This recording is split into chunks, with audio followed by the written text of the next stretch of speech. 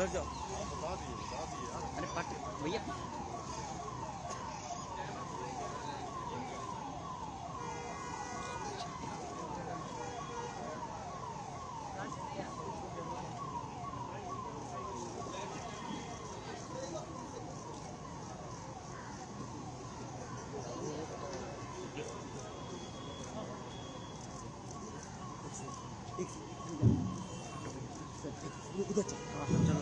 Sir एक group photo sir एक group photo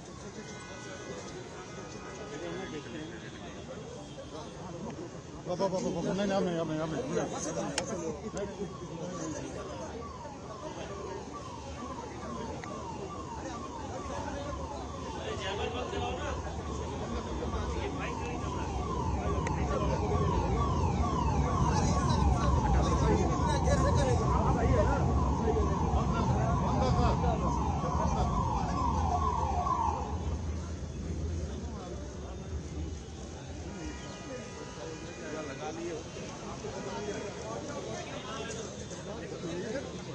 अरे मेरे को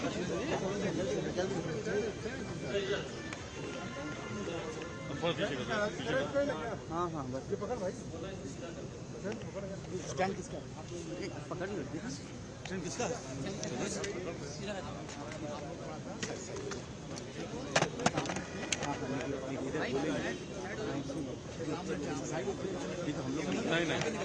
नहीं इससे आगे नहीं इससे आगे अनुरोध करता हूं कि हमारे एमएससी आदरणीय इंजीनियर अवनीश कुमार जी परम सम्मानित परमादरणीय माननीय मुख्यमंत्री जी का पुष्प देकर स्वागत करें और पुष्प देकर स्वागत करें।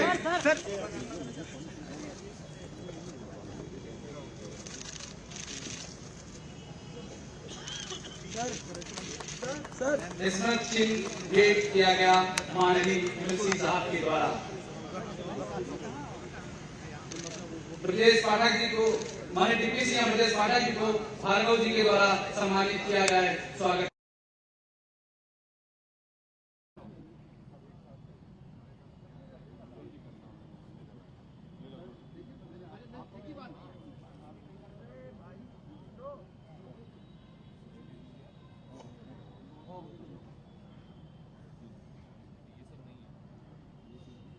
अंग वस्त्र भी भेंट किया जाए।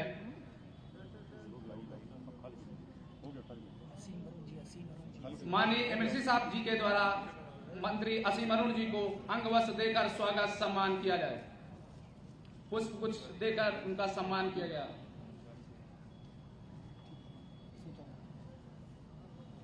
अब मैं अपने परम आदरणीय परम स्नेही इस के माननीय मुख्यमंत्री जी से विनम्र निवेदन करता हूं कि वो आए और हमारे नेताजी सुभाष चंद्र बोस जी के जीवन पर प्रकाश डालें।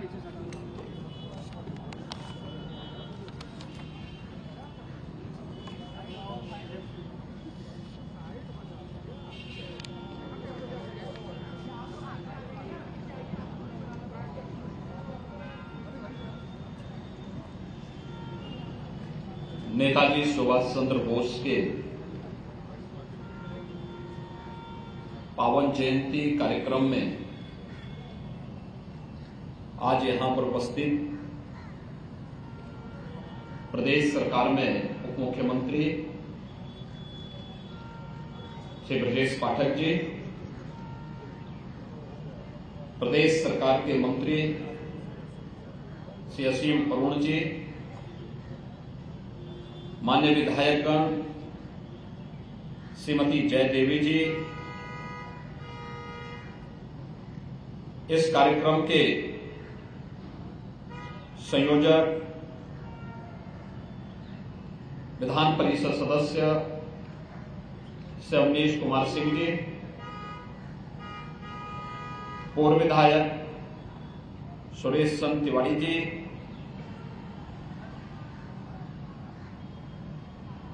विद्यार्थी परिषद के संगठन मंत्री श्री घनश्याम शाही जी, आज के इस कार्यक्रम में उपस्थित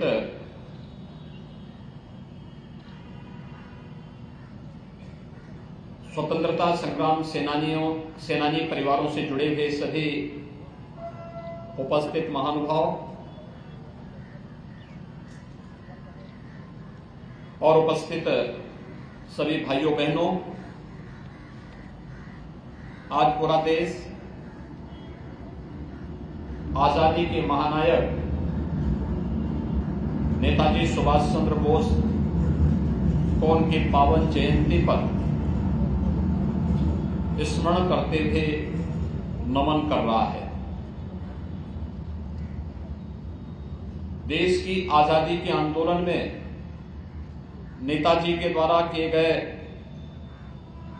योगदान के प्रति कृतज्ञता ज्ञापित करने के लिए आदरणीय प्रधानमंत्री जी ने 2021 में 23 जनवरी की तिथि को पराक्रम दिवस के रूप में आयोजित करने और इसके माध्यम से नेताजी के योगदान के प्रति पूरे देशवासियों की कृतज्ञता ज्ञापित करने का एक अवसर पूरे देशवासियों को प्रदान किया। आज पूरा भारत नेताजी सुभाष चंद्र बोस के प्रति अपनी कृतज्ञता ज्ञापन पराक्रम दिवस के प्रति विभिन्न प्रकार के रचनात्मक कार्यक्रमों के माध्यम से कर रहा है। हम सब जानते हैं कि नेताजी सुभाष चंद्र बोस का जन्म भारत के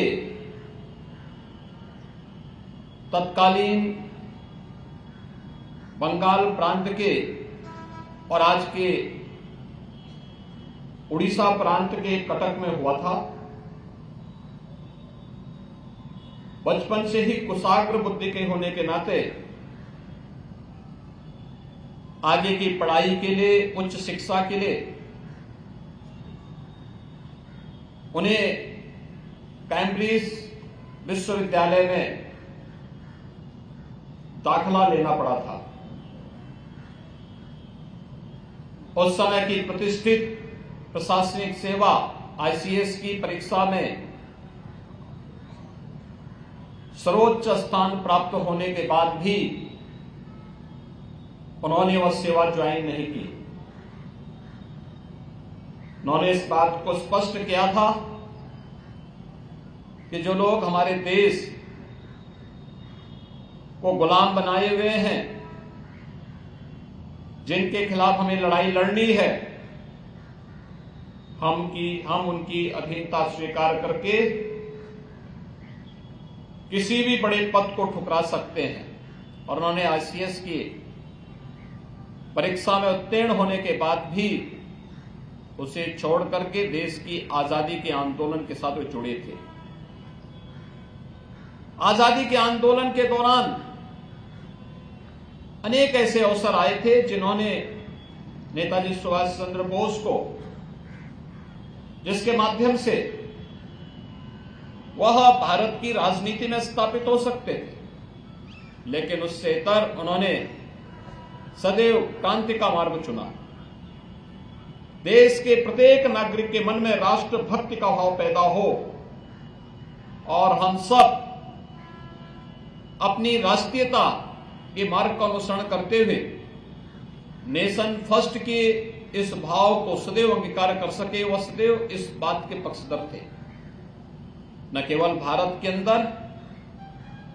बल्कि दुनिया के अंदर अनेक देशों में रह करके, जर्मनी है, जापान है, सिंगापुर है, इन सभी देशों में, दुनिया के तमाम देशों में रह करके वहां के भारतवंशियों के साथ मिलकर के भारत की आजादी का अलग जगाते रहे। आजाद हिंद फौज नेताजी सुभाष चंद्र बोस कि भारत की आजादी के लिए जिन मार्गों का उन्होंने उस कालखंड में अनुसरण किया था, उसका एक उदाहरण है।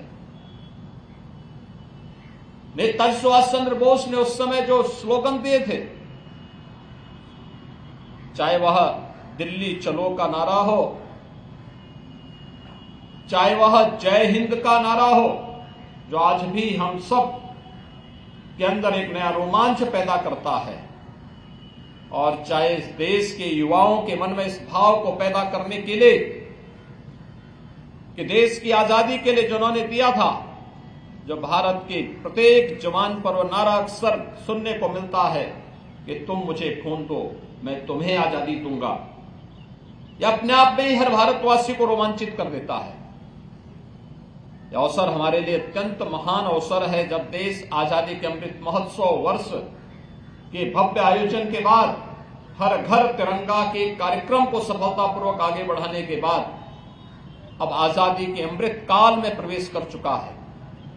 स्वाभाविक रूप से इस देश को दुनिया की सबसे बड़ी ताकत बनाने के लिए प्रधानमंत्री मोदी जी के नेतृत्व में जो कार्यक्रम चल रहे हैं, उन सभी कार्यक्रमों को हर भारतवासी अगर अपने कर्तव्यों का पालन करना प्रारंभ करेगा, स्वाभाविक रूप से नेताजी सुभाष चंद्र बोस जैसे भारत माता के अमर सपूतों और आजादी के महानायकों के वे सपने साकार होंगे, जिन्होंने देश भारत को दुनिया की एक बड़ी ताकत, एक स्वतंत्र भारत को दुनिया की एक बड़ी ताकत के रूप में स्थापित करने का देखा था। आज हम सब आजादी के इस महानायक को उनकी पावन जयंती के रूप में स्मरण कर रहे हैं। मैं इस अवसर पर देश की आजादी के लिए एक सुरक्षित और स्वावलंबी भारत बनाने का उनका जो सपना था, उस सपने के लिए आज भारत सकारात्मक दिशा में प्रधानमंत्री मोदी जी के नेतृत्व में आगे बढ़ा है। हमें पूरा विश्वास है कि हर भारतवासी नेताजी सुभाष चंद्र बोस के सपने को साकार करने के लिए अपने स्तर पर योगदान देगा। मैं इस अवसर पर प्रदेशवासियों की ओर से नेताजी सुभाष चंद्र बोस के द्वारा देश की आजादी के लिए किए गए योगदान के लिए कृतज्ञता ज्ञापित करते हुए कोटि कोटि नमन करता हूं। जय हिंद।